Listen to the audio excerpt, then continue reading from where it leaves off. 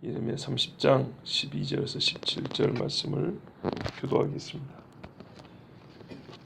여호와께서 이와 같이 말씀하시니라. 내 상처는 고칠 수 없고 내 부상은 중하도다.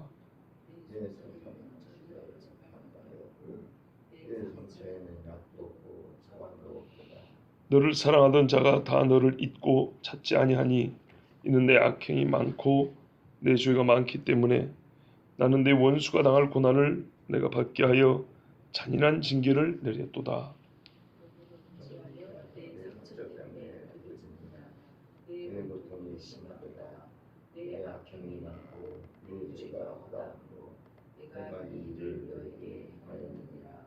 그러므로 너를 먹는 모든 자는 잡아먹힐 것이며 내 모든 대적은 사로잡힐 갈 것이고 너에게서 탈취해간 자는 탈취를 당할 것이며 너에게서 노략질한 모든 자는 노략물이 되리라. 여호와의 말씀이니라. 그들이 쫓겨나가 시온을 찾는 자가 없으므로 내가 너의 상처로부터 사살이 당하게 하여 너를 고쳐주리라. 아멘. 갑자기 부정적이고 심판조의 말씀이라고 이상히 여기지 말아야 합니다. 왜냐하면 11절 말씀이 이어지는 겁니다. 우리는 나눠서 읽지만은 실제로는 한 덩어리의 말이기 때문에 우리가 이제 11절까지 읽었죠. 12절에 갑자기 그러니까 무슨 말이냐면 10절, 11절에 구원한다 그랬잖아요. 그렇죠? 구원한다 그랬고 11절 끝부분에 보면 그런데 너의 죄를 다 뭐라고요? 그냥 모른 척 하진 아니하고 죄값을 치러야 한다 그렇게 돼 있죠. 그 이야기가 지금 연결되고 있는 것이니까 어제 들은 대로 여러분 전체적인 논조는 구원이었는데 12절에 갑자기 왜 또 뭐라 하고 심판하고 책망하는 얘기인가? 이렇게 말이 갑자기 왜 바뀌는가? 의아해하지 마시라는 얘기입니다. 왜냐하면 어제 구원한다.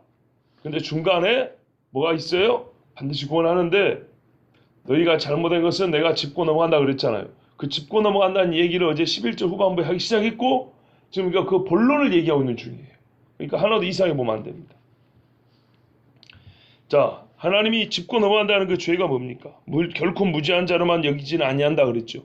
그럼 뭔 죄냐? 얼마나 큰 죄고 하나님이 무죄한 자로 여기지 않고 죄인으로 계산을 하고 계산할 건 계산하고 한다는 게 무슨 말이냐? 이게 이제 12절부터 이야기입니다. 뭐라고 말씀합니까? 확실하게 바로잡아야 될 죄, 가만둘 수 없는 범죄는 얼마나 크냐 하는 것을 지금 11절, 12절 얘기해 주는데요. 고칠 수 없다. 그 부상은 중하다. 세상의 어떤 것으로도 회복하며 새롭게 할 수 없을 정도로 너는 심각한 부상을 입은 군인과 같다.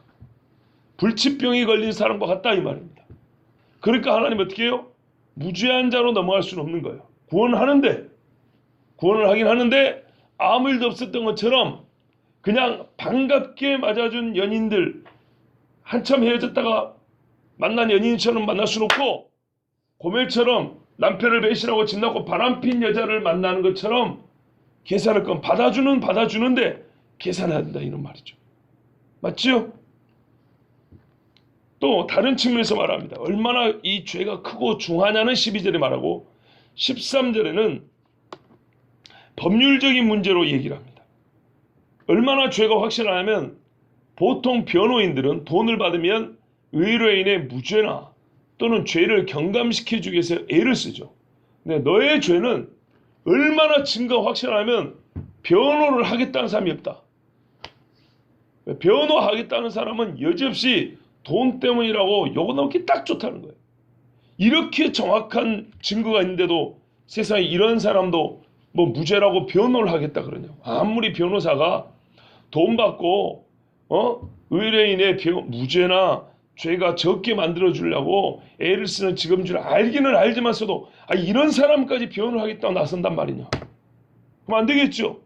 그 정도로 이스라엘의 죄는 확실하다는 얘기예요. 변호하겠다고 나설 사람이 없을 정도로.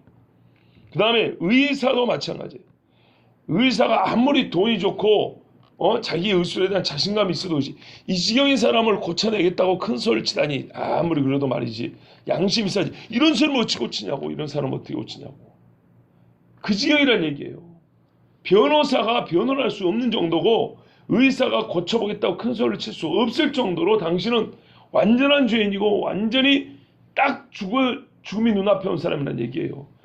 그래서 의사도 제가 할 건 다 했습니다. 이제는 기다리셔도 이렇게 말한단 말이죠. 그 상황이란 얘기예요. 그 상황. 아무리 약사가 천하의 명약을 갖고 있어도 이런 사람을 살리겠다고 내가 약을 갖고 있다고 말하면 안 된다는 얘기예요. 그렇잖아요. 13절에 보세요. 약도 없고 처방도 없다잖아요. 처방할 약사도 없다는 거예요. 세상에 보이는 문제에 대하여 소위 해결책을 제시할 수 있는 자라고 여겨지는 변호사, 약사, 의사, 우리가 법률적 문제라든지 건강상의 문제가 있으면 그래도 해결을 좀 원하는 사람들 아닙니까? 인간적인 문제가 생겼을 때, 육체 문제가 생겼을 때 도움을 구하러 가는 사람들이잖아요. 그런데 이 사람들이 전혀 도움이 안 될 정도로 완전한 죄인, 완전한 환자, 죽음이 눈앞에 온 진짜 이거는 사형 선고를 때려야 될 사람. 그런 사람을 두고 내가 변호해보겠다, 살려보겠다는 것은 이만한 거짓말이 없다는 거죠. 그럴 정도로 심각한 죄인이 누구라고요? 이스라엘이라고요. 자, 이런데 하나님이 그냥 넘어갈 수 있을까요? 우리가 교회 오면 말입니다. 전도해가지고 하나님은 인생의 모든 행복을 준비하고 계십니다. 그러면 새로운 길을 준비하고 계십니다. 그러면 전부 다 죄는 생각하지 않고 지금보다 나아진 환경을 상상을 한다. 완전히 이게 미혹이에요. 이런 살기가 없어요. 새가족을 초청한다고 해가지고 한다는 소리는 99.9% 이런 소리예요. 홍보 영상들도 다 그런 거예요. 아무리 유명한 목사들도 다 똑같아요. 하나님은 당신을 위하여 길을 준비하고 계시고 복을 준비하고 계시고 다시 길만 바꾸면 된다고. 뭐 이런 식이에요. 천만의 말씀. 성경에 그런 데가 어디 있어요? 이방인 주제의 말이에요.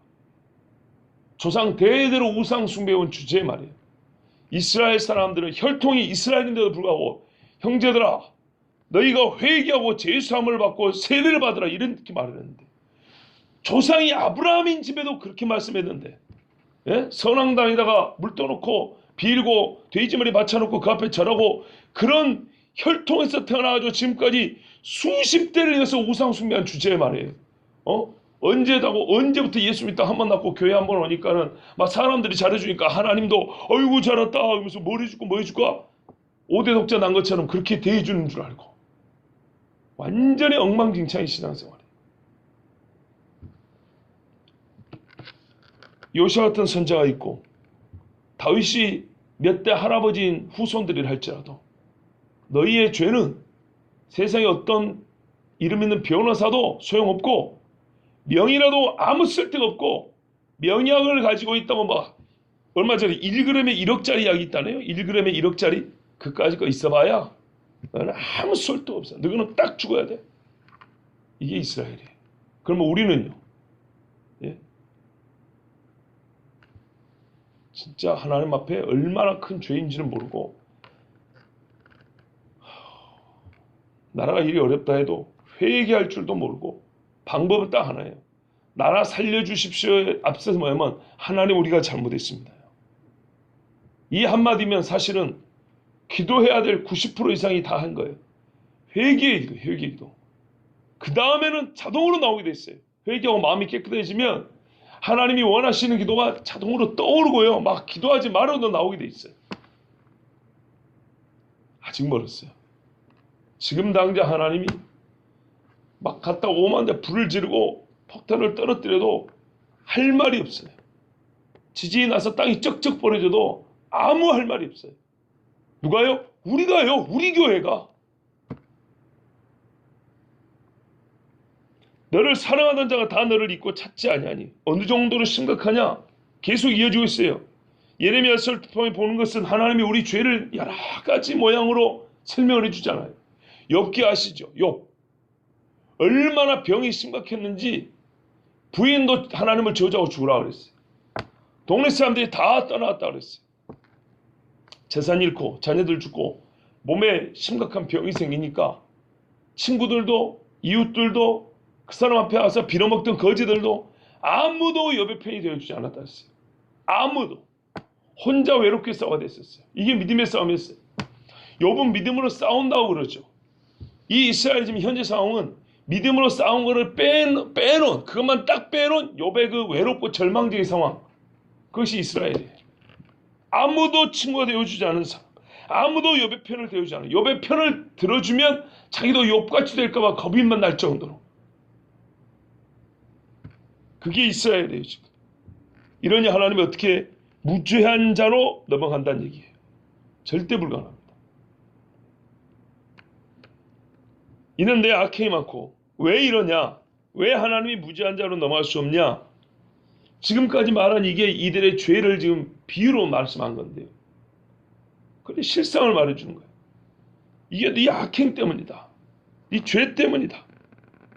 네가 악을 오죽이나 많이 행했어야 말이죠. 네 죄가 많다 그랬죠. 이 네 죄가 많다는 얘기는 다른 번역에 따르면 이렇게 네 죄가 늘어났기 때문이라는 거예요. 네가 악을 엄청나게 많이 저질렀는데 선지자를 보내서 회개하라 했더니 회개를 안 하고 계속 죄를 늘려가더라는 거예요. 선지자가 때려 죽이면서까지 계속 죄를 늘려가더라는 거예요. 그래 하나님은 어떻게 해요? 사실은 너희 원수에게 내릴 고난을 너에게 내리고 잔인한 징계로 너를 상하게 했다는 거예요. 그래요. 하나님이 이렇게 잔인하게 우리를 대할 수 있을까 할 정도로. 여러분, 예수님이 십자가에 못 박혀 죽으신 것, 당하신 고난을 우리는 눈여겨봐야 된다. 왜냐하면 그만큼이 우리 죄입니다. 예수님은 쓸데없이 고난을 당하지 않으시죠. 모자라게 고난을 당한 것 아니에요. 딱 그만큼이 우리 죄입니다. 하나님의 아들이 이 땅에 와서 속, 살이, 가죽이 찢어져 가지고 근육과 근육의 뿌리를, 뼈에 붙어있는 근육의 그 뿌리를 볼 수 있을 정도로 살이 찢겨져야 될 정도로 예수님이 맞아야 했죠. 그게 우리 죄입니다.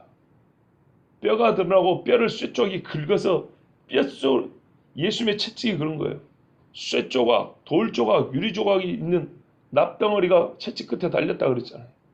한 번 치면은 살이 이만큼씩 떨어져 나가고 뼈를 긁어요. 뼈를 긁는다는 게 얼마나 고통스러운지 아십니까? 그게 우리 죄예요. 우리가 그렇게 인정하고 싶지 않은 죄예요. 교회 와가지고 좀 좋아진 것 같아. 그런다고 좋아지는 게 아니에요. 이 마귀 새끼가 결정적으로 하나님 앞에 통곡하며 회개하지 못하게 만드는 방법이 얼마나 다양한지 아십니까? 그 중에 하나가 약간의 영적인 안도감이에요. 이 정도면은 그래도 내가 누구보다 나은데, 이 정도. 또는 우리가 떨어진 것에 대하여 무디게 판단한 거예요. 잘못한 게 있는데도 불구하고 좀 잘한 게 한두 가지 있을 거 아니에요. 이 잘한 거 한두 가지가 이렇게 걸어가지고 이렇게 잘못한 것을 아직도 걸고 있는 것처럼 뚝 떨어지지 않냐고. 하나님 앞에 범죄한 것은 범죄한 대로 책망을 받고 잘한 건 잘한 거대로 칭찬을 받는 것이, 이게 두 개 플러스 마이너스 계산해갖고, 예?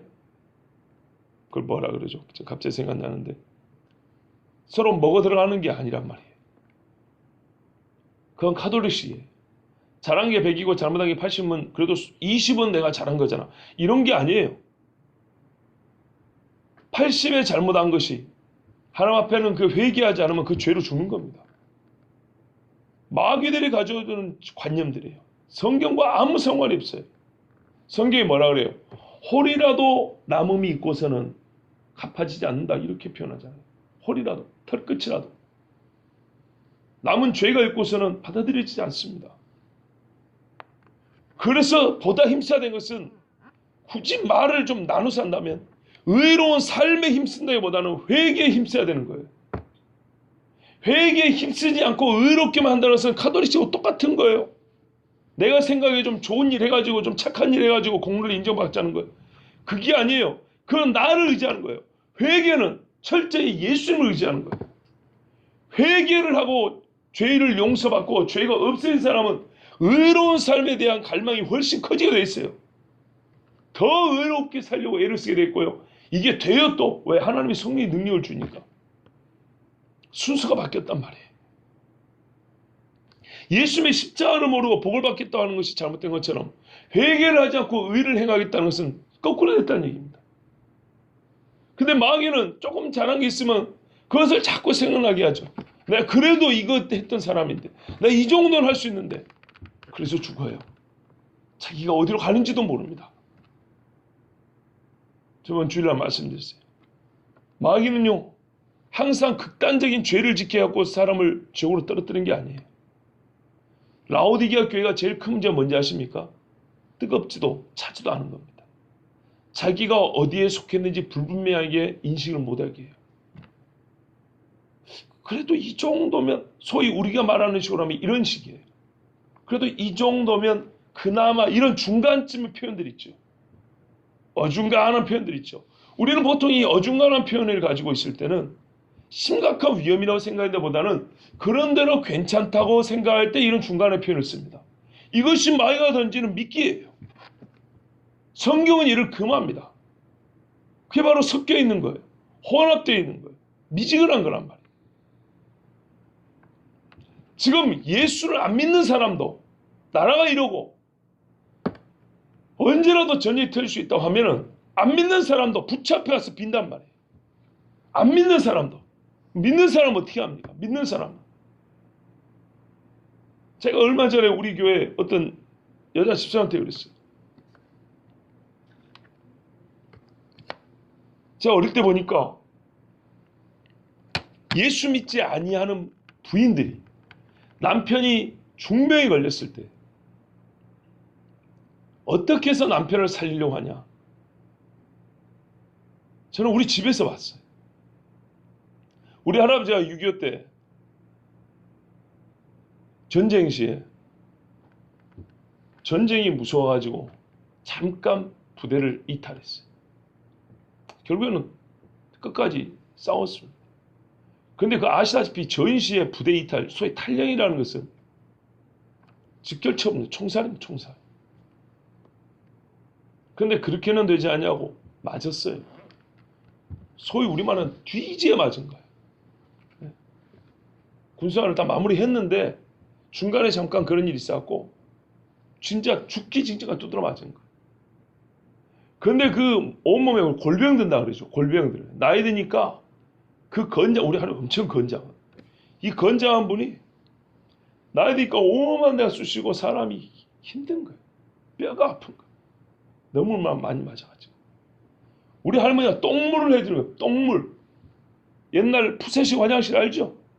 거기다가 돌을 담가가지고 정확히 방법을 몰라요. 하여튼 그러고 술이랑 어째가지고 할아버지 살려보겠다고. 근데 우리 할아버지가 성질이 막 이런다 했잖아요. 할머니를 머리를 밟았고 머리뼈가 와닥큰 소리가 날 정도로. 예? 그렇게 포악한 사람. 그런데 그런 남편도 살려보겠다고 초원에서 민간요법으로 극단적인 방법, 최고로 정말 해도 안 될 때 마지막으로 하는 게 똥물 해먹이는 거예요. 임원사님 아시죠? 맞아요. 예수 안 믿는 아낙네가 자기를 두드려 패는 남편이라도 살려보겠다고 할 때 한 것이 뭐냐면 똥물이라는 거예요. 그런데 예수를 믿는 여인이 예수를 믿는 남편을 위하여서 기도를 못해? 기도를 못하냐고. 남보다 1시간 기도를 못하고 남보다 한 바가지 눈물을 더 못 흘리냐 이 말이에요. 그게 맞습니까? 그 말이 되냐고요. 성경에 예수를 믿는 여인들은 어떻게 살아고 성경에 얼마나 많은 말씀이 있어요. 예수 안 믿는 여자가 또 못하면서 예수를 안 믿는 사람도 얼마나 그게 더럽습니까? 얼마나 그게 잘못하면 병 걸려 죽어요? 예? 똥이 약이 되기까지 하려면 얼마나 많은 정성과 정말 조심, 그 최고의 그 뭘까요? 집중해가지고 표현이 그러세요. 하여튼 정성이라고 할게요. 사랑과 정성이 어느 정도냔 말이에요. 이걸 좀 우리 확대해 보자고요. 예수 안 믿는 사람도 나라가 어려우면은 자기 목숨을 내놓은 사람도 있고 정성을 다해서 우상에게도 비는데 예수 믿는 사람들이 우리 함께 나누어서 기도합시다 하면은 주여 한번 부르고 기도를 못해요. 시간을 정해서 한번 와서 한 번 더 기도를 못하냐고. 이런 일에 아무렇지도 않게 넘어가는 것이 정상입니까? 정상 아니죠. 그렇죠? 성경대로 하죠. 성경대로. 지금이 엘리사도 게하시한테 의나 금을 구할 때이며 지금이 옷을 구할 때냐. 때를 좀 보라는 거예요. 때를. 여러분, 그렇기 때문에 우리 교회도 그렇고 이 한국 땅이 하나님 앞에 큰 죄를 짓고 있는 것입니다. 누가 기도하냐고. 전 세계 선교사 파송 2위인 이 나라가 이 모양인데 나라 없이 떠돌아다니는 그 사람들에게 복음을 전해주면 마치 어항 속에 있던 그 무화가 며칠을 굶어서 먹을 것 던져주면 막 달라도 먹는 것처럼 그렇게 받아먹고 기도하고 뛰고 찬송을 하는 게 나라 없는 백성들 중에도 그런 사람들이 있는데 우리가 하나님 앞에 받은 은혜가 이렇게 많은데 이걸 이렇게 생겼는데도 불구하고 예수를 믿고 여러 훈련을 받고 말씀을 주마다 날마다 이렇게 받는 나라 사람들이 그러면 되겠습니까? 그래서 죄를 더해간다는 거. 너희 죄가 더 늘어났구나. 그러니 하나님 어떻게 해요? 잔인한 징계로 하나님 너무 잔인합니다 할 정도로 하나님이 징계를 내리지 않을 수가 없다는 거. 왜요? 이게 공의 하나님이에요. 사랑의 하나님이에요. 최종 결론은 들었잖아요. 돌이킨다고요. 그러나 이 죄를 가지고는 돌이켜질 수가 없어요. 하나님. 돌이키지 않아요. 하나님이. 근데 봐보세요. 얼마나 거꾸로. 너는 어찌하여 네 상처 때문에 부르짖느냐. 사람들은 상처만 보는 거에 힘들다고. 아프다고 하나님이 어지간히 좀 때리셔야지. 그래도 그렇지. 내가 뭘 얼마나 잘못했다 하나님이 이렇게 막 두드려 패냐는 얘기죠.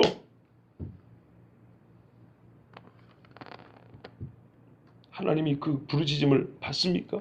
정당한 부르짖음은요. 하나님 아세요? 쓰다듬어주고 눈물을 닦아준다 그랬어요. 다시는 네 눈에서 눈물 흘리지 않게 할 것입니다. 성도의 정말 하나님 앞에 바쳐져야 될 눈물에서는 하나님이 그런다 그랬어요. 그러나 이런 눈물은 어떻게 해요? 하나님이 되물어요. 네가 왜 나한테 부르짖냐? 그래 네 고통이 심하다. 내가 그래 내렸다. 네 악행이 많고 네 죄가 허다하기 때문에 내가 이를 너에게 행했다. 그래 그렇게 불만이 많으면 우리 한번 세번 한번 해보자. 내가 못 내릴 형벌을 내렸느냐. 한번 너희 역사 천년의 왕조를 한번 생각을 해보자. 출애굽 이후 그 천년이 흘렀습니다. 물론 왕조는 500년이지만 사사기 때부터는 거의 천년이 흘렀습니다. 어찌하여 네가 고난으로 인해 나를 부르짖냐 이런 말이에요. 네 불법이 너무 많아서 내가 치료할 수가 없다. 그렇잖아요. 의사들도 아까 말씀드린 너무 병이 심하면 손을 떼잖아요. 너희의 상황은 사실 이렇다는 거예요. 이스라엘. 근데 하나님은 헛된 우상이 아니잖아요. 하나님은 못 고칠 병이 없으시죠. 육체적인 질병만 생각하면 곤란합니다. 영적으로 이 지경이 되면요. 전 표현했지만 귀신도 손을 못 대요. 귀신의 그런 영적인 힘 갖고는요. 푸닥거리 아무래도 못 고쳐요. 집이 망해갖고 무너지기 시작하면 아무리 수천만 원 갖다 주고 막 점쟁이 불러대고 막 무당 부르고 별짓을 해도 무너집니다. 시골에서 봤어요. 부잣집이 하루아침에 무너지는 걸 봤어요. 귀신이 둘러싸여가지고 사람들의 마음이 뺏기고요. 술에 미쳐버리고 정신이 혼미해지니까 한 방에 무너져 버리더라고요. 그런데 꼭 이런 집을 누가 살리냐? 거꾸로 예수를 믿고 죄의 성령이 임해가지고 고치는 집도 봤어요. 살아나는 집을 봤어요.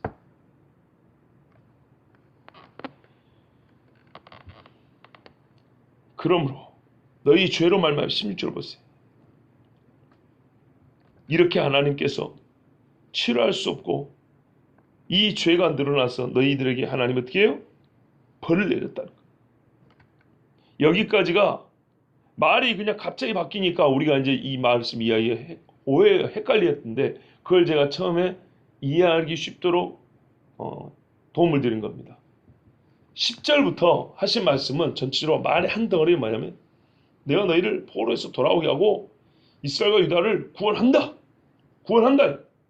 그런데 너희 죄가 너무 많아가지고 지금은 포로기를 겪어야 하고 지금 이방에 흩어져야 하고 너희는 내가 잔인하다고 여길 정도의 형벌을 받아야 돼. 그렇죠? 그러나 처음에 약속이 있죠. 회복한다고. 그래.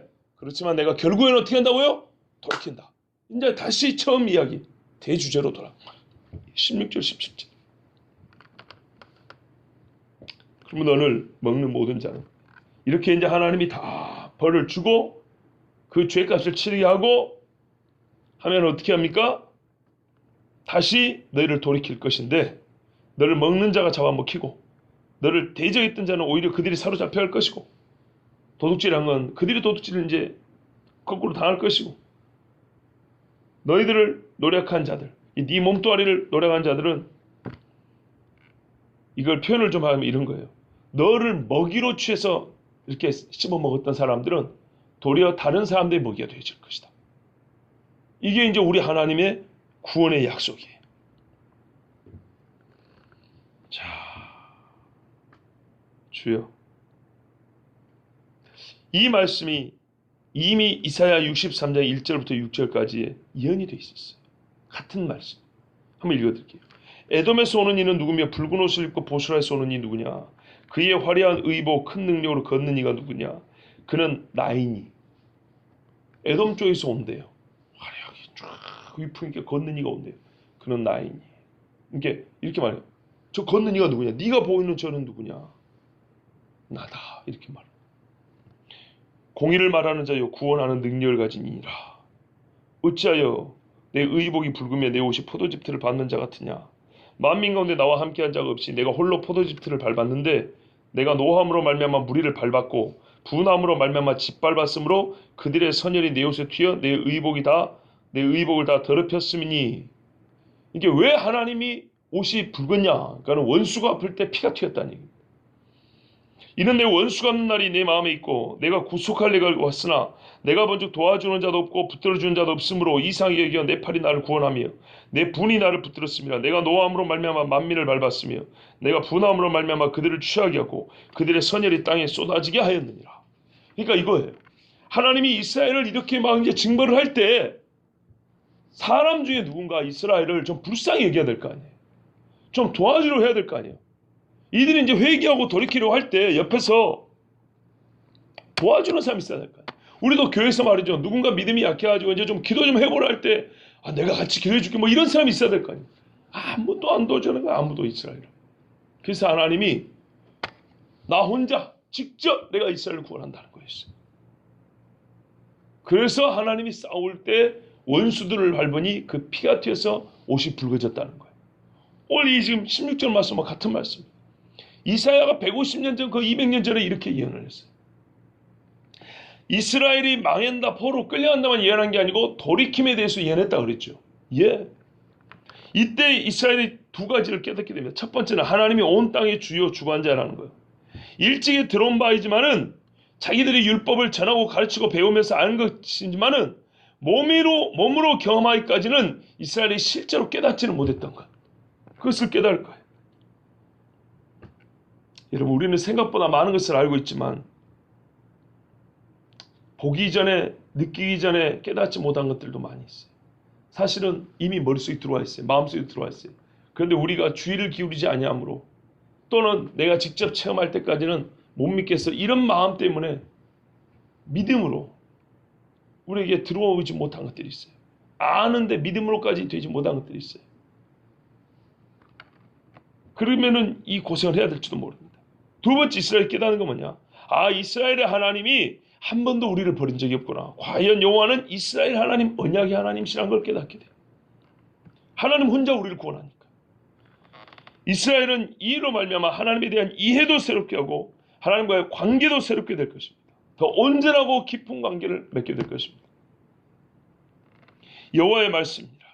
그들이 쫓겨난 자라 하매 시온을 찾는 자가 없은즉. 이거는 번역을 17절을 보십시오. 좀 더 이렇게 번역하면 낫습니다. 쫓겨난 자라 하매 시온을 찾는 자가 없다. 이렇게 되면 어떻게 되냐? 쫓겨난 자라고 부르니까 쫓겨난 자를 뭐 찾을 필요가 있겠어? 사람들이 이렇게 본다는 거죠. 이게 아니고요. 쫓겨난 자라 하고 아무도 찾지 않는 시온이라고도 하고. 이해되시죠? 약간 다르죠? 봐보세요. 우리나라를 중국 사람들이 많이 찾아왔어요. 그런데 아이고 저 도둑놈들 한국놈들 이랬다 하자고요. 중국 사람들이 이제 광고 갖고 이렇게 말했어요. 그러니까 이게 소문이 퍼지니까 사람들이 우리 그러면 한국으로 여행 가지 말자. 그래서 찾는 이가 없는 한국. 이렇게 됐느냐. 아니면 중국 사람들이 두 가지 욕을 한 거예요. 아이고 저 도둑놈 한국들. 그럼 뭐라고요? 앞으로 아무도 찾는 사람도 없는 한국 돼버려라. 이렇게 했다는 거예요. 번역이 좀 다르죠. 쫓겨난 자를 불러서 찾지 않는 것이냐. 쫓겨난 자이기도 하고 찾는 사람도 없는 비참한 나라라고 이렇게 두 가지로 저주받은 게 불려지는 거예요. 이 두 번째라고 보는 것이 더 말이 좀 자연스럽습니다. 제가 지금 시간이 없어서 자세히 말씀 못 드리는데요. 자, 이거는 찾는 이가 없는 시온은 앞으로 모두가 보고 싶은 시온이 될 것이고 쫓겨난 이스라엘 사람들은 돌아오는 이스라엘 사람이 될 것입니다. 이것을 우리가 잘 아는 이사야 60장에는 똑같이 예언하고 있어요. 이스라엘로 돌아오고 예루살렘은 많은 사람들이 우러러보는 성이 다시 된다는 거예요. 찾아오고 싶은 성. 와서 하나님을 경배하는 성이 된다는 거예요. 이사야 60장 1절 7절에 일어나라 빛을 발하라 이는 내 빛이 이르렀고 와 이거 잘 아는 말씀이죠. 이는 여호와의 영광이 내 위에 임하였음이니라. 보라 어둠이 땅을 덮을 것이며 캄캄함이 만민을 가리려니와 오직 여호와께서 내 위에 임하실 것이며 그의 영광이 내 위에 나타나리니 나라들은 내 빛으로 왕들은 빛으로 내 광명으로 나오리라. 내 눈을 들어 사방을 보라 무리가 다 모여 내게로 오느니라. 찾는 이가 없다 그랬죠. 온다는 거예요. 내 아들들은 먼 곳에 속에 있고 내 딸들은 안겨 올 것이라. 그때 내가 보고 기쁜 빛을 내며 내 마음이 놀라고 또 화창하리니 세상에 이런 날이 올 줄이야. 이는 바다의 부가 내게로 돌아오며 이방 나라들의 재물이 내게로 옵니다. 허다한 낙타 미디안과 에바의 어린 낙타가 내 가운데에 가득할 것이며 스바 사람들은 다 금과 유향을 가지고 와서 여호와의 찬송을 전파할 것이며 게달의 양무리는 다 내게로 모일 것이요 느바요스의 순양은 내게 공급되고 내 제단에 올라 기꺼이 받음이 되리니 내가 내 영광의 집을 영화롭게 하리라. 아멘. 이스라엘이 회복되고 이스라엘 사람들이 돌아오고 하나님의 영광의 집, 자기 집 예루살렘을 다시 영화롭게 하니까 스파 사람, 구스 사람들, 느바요 이스마엘 족속들, 온 세계 사람들이 재물을 가지고 하나님을 경배하러 예루살렘으로 온다잖아. 맞죠? 이미 이사야가 이렇게 다 예언했다는 거예요. 그러면 이스라엘 사람들이 유다 사람들이 들어야 될 거 아니에요. 그때 들어야 될 거 아니에요. 왜 예레미야를 통해서 이 똑같은 이야기를 다시 들을 지경이 됐다 이 말입니까? 여러분, 하나님은 말씀하신 대로 행하십니다. 반드시 이스라엘 돌이킵니다. 그때 우리는 주변인과 구경꾼으로 있으면 안 되겠습니다. 그러나 반드시 이스라엘의 죄를 묻습니다. 우리도 마찬가지입니다. 교회 왔다고 다 되는 게 아닙니다. 반드시 죄를 묻습니다. 철저하게 회개하고 그 회개가 빠른 사람일수록 회복이 빠릅니다. 하나님의 구원받은 자로서 그 삶이 복됩니다. 삶에 예수 믿는 사람의 삶의 그 능력, 그 강함이 나타나게 됩니다. 하나님이 역사하는 그 능력과 함께 살아야 됩니다. 겨우겨우 하루하루 버티는 신앙이 아니라 파도를 깨고 팍팍팍 깨고 나가는 배와 같이 그렇게 살아갈 수 있습니다. 똑같은 예수님 이야기라도 훨씬 더 힘있게 자신있게 말할 수 있습니다. 죄가 없어야죠. 그 입에 허물이 없어야 합니다. 자기 영혼이 합니다. 죄를 지을수록 자기 스스로 영혼을 갉아먹는 꼴이에요. 진실로 하나님은 아브라함의 후손들에게도 그 죄를 다 물으셨고요. 회개할 때가 되어서 그대로 완전하게 구원하시고 회복하신다 했습니다. 오늘 우리가 읽은 말씀은 아직 이루어지지 않은 것입니다. 그때가 올 것입니다. 하나님은 하신 말씀 반드시 이루기 때문에 그때가 올 것입니다. 하나님이 하신 말씀 중에 제일 우리 인간의 눈으로 보기 제일 어려운 게 예수님을 아들을 보낸 것이었고요. 아들을 사람의 손에 죽게 만든 것이고요. 죽은 예수를 다시 살린 것. 우리 인간들이 보기에는 제일 어려운 문제였어요. 그 제일 어려운 것을 너무나 쉽게 당연하게 하셨어요. 그럼 이거 못 하시겠어요? 문제는 우리의 시각과 관점이 우리가 바라는 것이 옛날에 이스라엘처럼 너무 하나님과 다르다는 거예요. 차이가 너무 많이 나는 거예요. 정말 성경적으로 보고 성경에 맞춰서 생각하고 성경 하신 말씀대로 말하는 것을 교회에서조차도 우리는 잘 가르치지 않았고 배우지 않았어요. 그러니까 새가족 올 때부터 성경과 다른 이상한 복음을 가르치는 거예요. 제 말이 맞잖아요. 잘 들은 사복음 그잖아요. 사형리도 그잖아요. 하나님은 당신을 위하여 놀라운 일을 예비하고 계셔. 이렇게 시작하잖아요. 놀랍죠. 예수 그리스도 구원은 놀랍죠. 근데 예수님에 대하여 설명이 놀랍지 않아요. 예수님은 놀라운데 그 놀라운 예수님을 가르쳐주고 전할 때 정말 사람들이 깜짝깜짝 놀랄 이야기를 전하는데 놀랍지 않게 전해주니 어떻게 놀라운 예수를 만난단 말이에요. 하나님의 구원을 어떻게 이 놀랍게 이거를 받아들이고 영접할 수 있냐 이 말이죠. 지금 하나님이 하늘을 뒤흔들고 땅을 떨리게 하는 그런 일을 행하신다 했습니다. 불과 피와 연기 기둥이라. 그날이 오기 전에 주의 영을 부어준다 했습니다. 교회는 마땅히 그걸 사모해야 됩니다. 우리 교회가 그렇게 되기를 바라고요. 하나님께서 이스라엘 구원하실 때 우리가 그 일의 구경꾼이 아니라 동참자로 하나님이 하실 일 우리가 보탠다는 게 아니라 그 일을 사모하고 같이 기도하는 너희는 주의 나라와 그의 의를 구하라 그러잖아요. 하나님의 구원하심을 함께 구하는 우리 모두가 되기를 바랍니다.